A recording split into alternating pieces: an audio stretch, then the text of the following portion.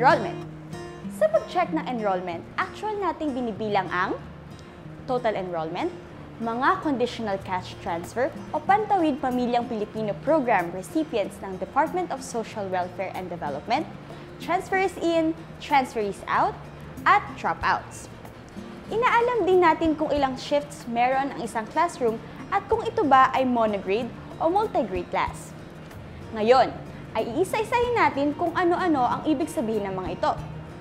Ang total enrollment ay ang kabuuang bilang ng mga mag-aaral. Kung ang finifilapan mo ay ang classroom updating form, dito natin inilalagay ang bilang ng mga mag-aaral sa isang klase.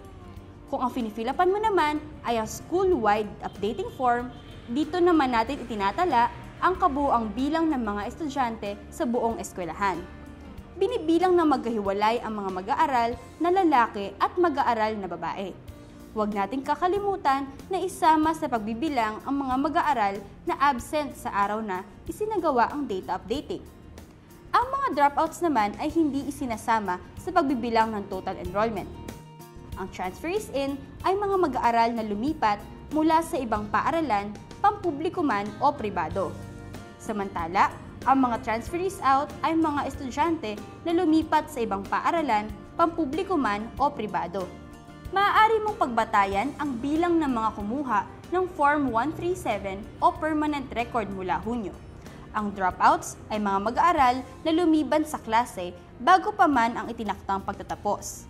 Ang bilang nito ay hindi na dapat isama sa bilang ng mga mag-aaral sa klase o paaralan. Ang number of shifts naman ay bilang ng mga klase sa isang classroom sa loob ng isang araw. Halimbawa, karaniwan na ang isang classroom ay may 2 shifts, isang klase sa umaga at isang klase sa hapon. Alamin din kung ang klase ay isang monograde o multigrade class. Ang klase na may mag-aaral sa isang antas na tinuturuan ng isang guro sa loob ng isang silid-aralan ay tinatawag na monograde class. Ang multigrade class naman ay klase na may mga mag-aaral na magkakaiba ang antas na sabay-sabay na tinuturuan ng isang guro sa loob ng isang silid-aralan.